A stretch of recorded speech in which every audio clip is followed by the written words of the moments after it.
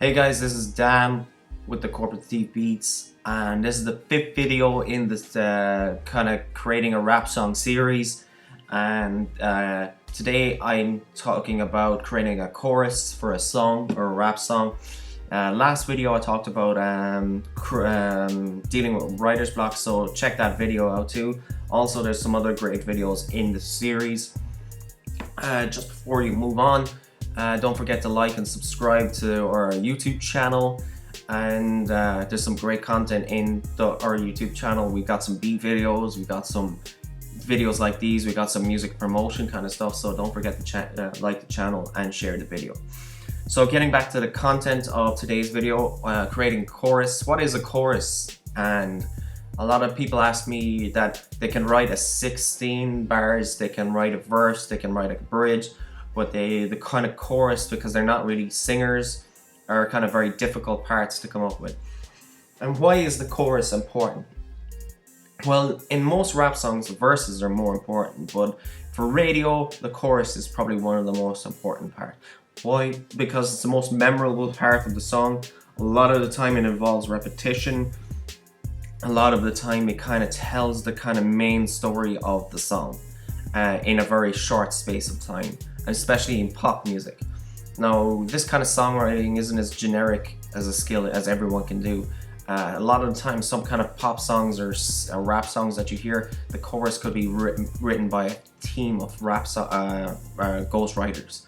So but it is important that you think of this, that it has to capture the attention of the world, and it has to have like some kind of construction and kind of a proper arrangement. Like the chorus is the most memorable part of the song, especially when it's repeated a couple of times. If the song has a good chorus, more than likely it'll be the most entertaining factor of the song. So then it gets more radio play, it probably gets a video, it probably becomes a single. Stuff like that all comes into factors when you create a chorus.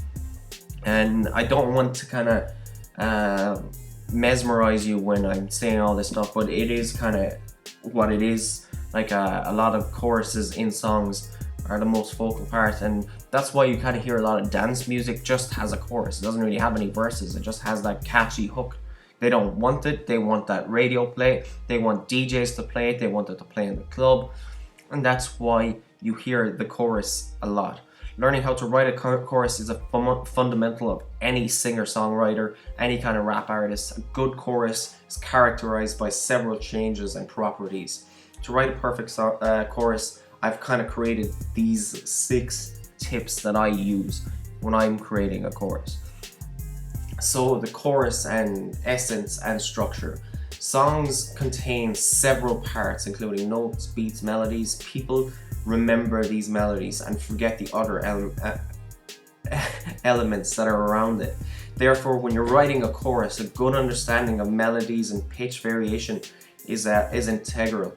A chorus is meant to break long verses and kind of provide that memorable moment in a song. To manifest this break, the verse and chorus melody should be distinguished. So you might hear a verse kind of having a slower tempo. Maybe it doesn't have as many elements in the song. A lot of times you can kind of hear this, where a rapper might be just rapping with a pad sound or some kind of drums or 808s, and just maybe a little bit of a melody, but a lot of bass. So it's like drums and bass. You hear it a lot in trap music at the moment.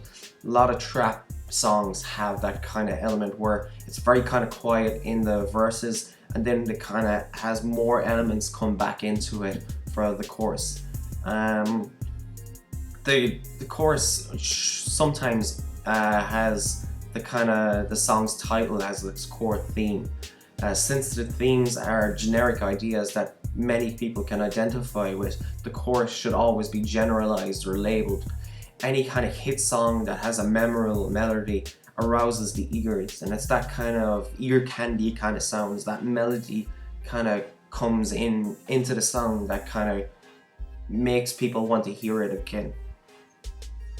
Now, the most used chorus structures are kind of like the A-B, or the BA, and then the AB. So it's like verse, chorus, bridge, chorus. So it's always kind of like that. Or sometimes you might hear, it might be kind of like verse, pre-chorus, chorus, verse, pre-chorus, chorus, and then like an outro or a solo or some kind of thing, or a bridge and then outro. So those kind of structures in the former kind of first and second lines will take the same format, followed by variation in the third line and then the final line. This concludes in the fashion that one in the very first line it started with. So what I mean by that is that so it kind of, most songs always kind of go by the same structure. It's always kind of verse, chorus, verse, and that's kind of the basic way to do it. Some kind of rap songs kind of have they kind of start with the chorus. I noticed that a lot of the time, because see, sometimes like some songs like Kanye West, All of the Lights is one of an example, where Rihanna kind of does the hook for the song, and she kind of sings that kind of All of the Lights kind of part. And the reason why that, because it's kind of such a stadium kind of arcadium kind of song. It's kind of that really kind of intro kind of where it'll make everyone listen to it straight away. Another one is like Forever with Drake as well. Kind of starts like that, where he starts with the chorus as well.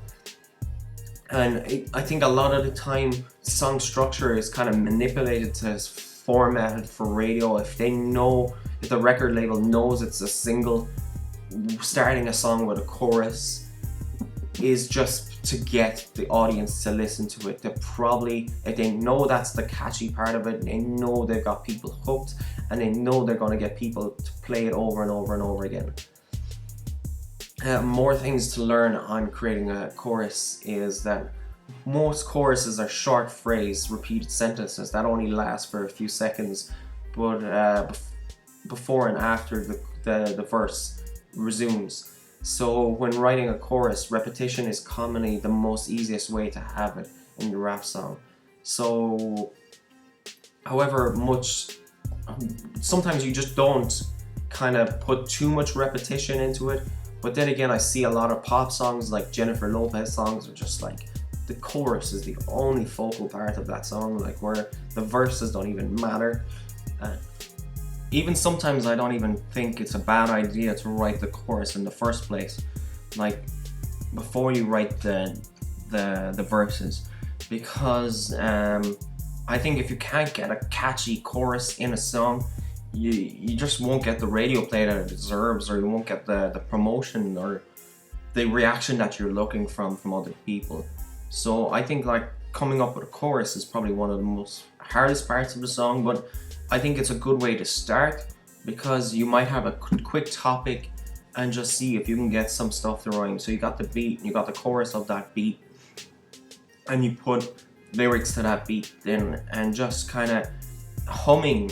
You don't even have to be a good singer.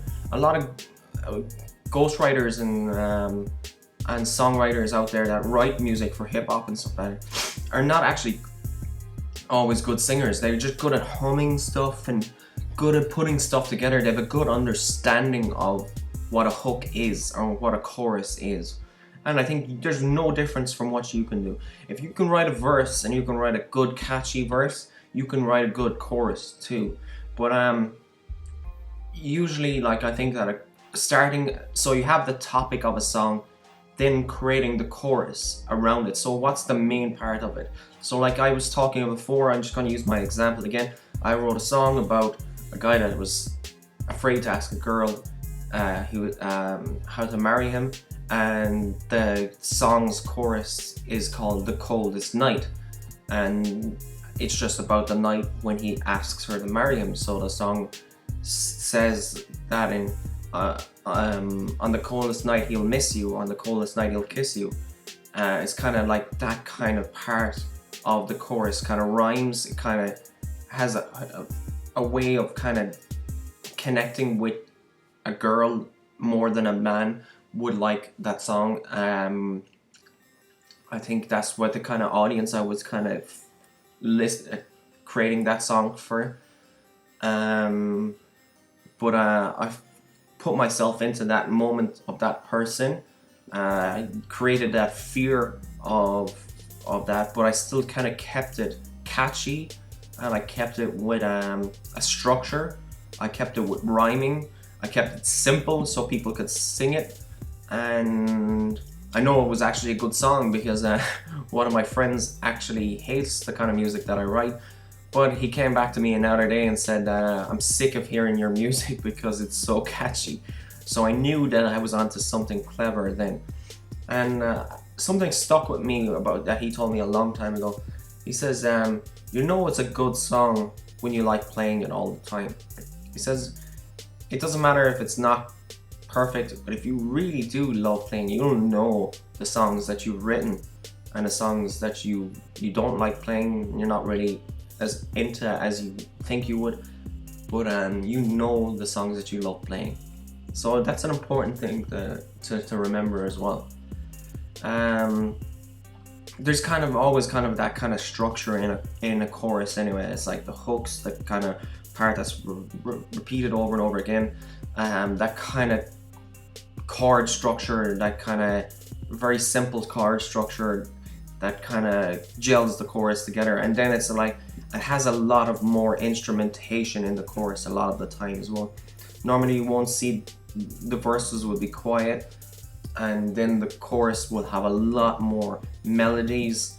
It will have like a lot more kind of intervals and shorter rhythms compared to the verse, and that's why it becomes unforgettable. That's what defines a good chorus in the music. The pitch range as well. This is well known technique for using a chorus writing. Generally the chorus's melody pitch is higher than that of the verse. So the melody would be like on the lower scale of the keyboard compared to the higher scale of the chorus. It just creates a definition between verse and chorus. That's what I see. And a lot of the time, when I was talking about before, when you start a song on the chorus, a lot of the time they don't have the drums in that chorus as well at the very start. They might just, like my example, All of the Lights doesn't have the drums in that section. And Rihanna doesn't kind of sing it as loud as she does when she sings the chorus in the second part where the drums and everything are in it. Sometimes the advantages of creating additional parts to this song does make it more complicated, but I envision that if you have written a good chorus, creating extra areas around the song could accentuate the importance of the chorus, and it could build it up to the chorus better as well. And what I mean by that is creating transitional bridges, and this could be adding a pre-chorus or this could be adding a middle eight. And I love doing this. Now, one of my favorite producers is Danja. He created like the Blackout album for Britney Spears, and the way he creates song structures for a pop song is just amazing. I really love the way he plays with choruses. It's like sometimes he hits them with a pre-chorus and then doesn't go into the chorus. He lets them wait for it again. He brings them back into the verse again and then goes back into the pre-chorus. That's just a little 4-bar warm-up before you hit the chorus, the pre-chorus. And if you listen to a lot of my songs as well, I really do love playing with the transitional bridges, because I feel like it builds up the song a lot more. And you notice sometimes it might play the same chords in the song. So I might have a 16-bar verse for a hip-hop artist, but 8 bars are very quiet, and then like I have like melodies and stuff coming in at the 8-bar after the 8 bars, so the next 8 bars have melodies and stuff like that.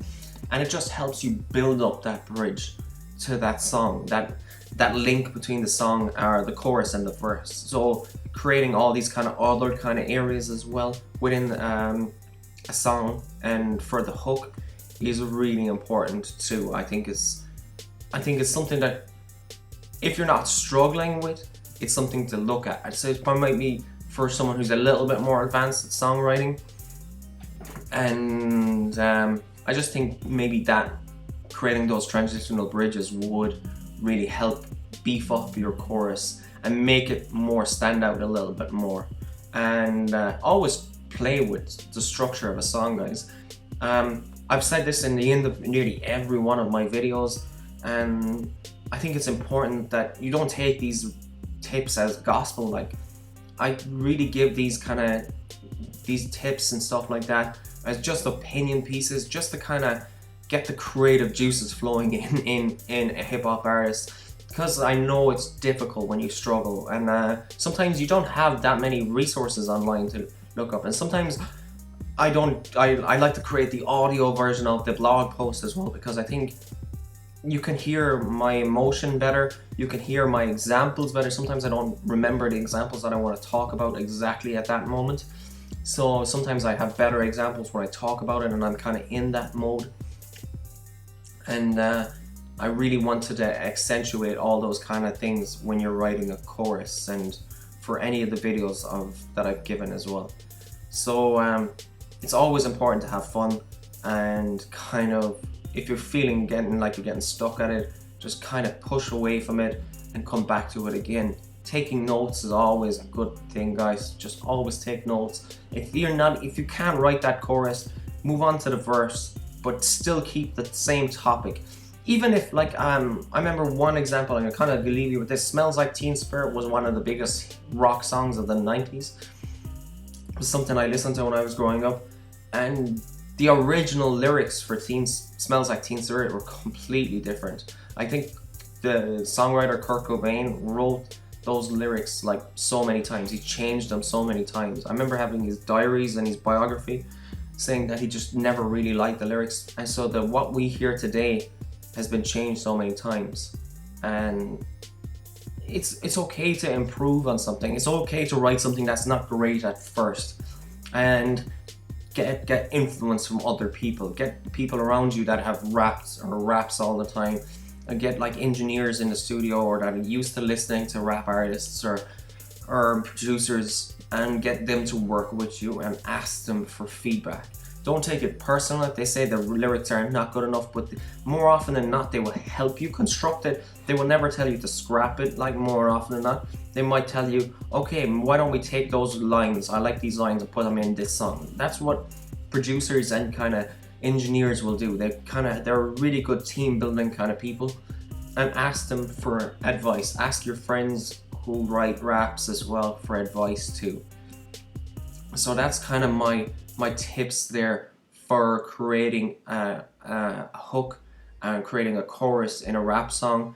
Don't forget the show notes. Don't forget to subscribe to the channel, guys, and I hope you enjoyed the video.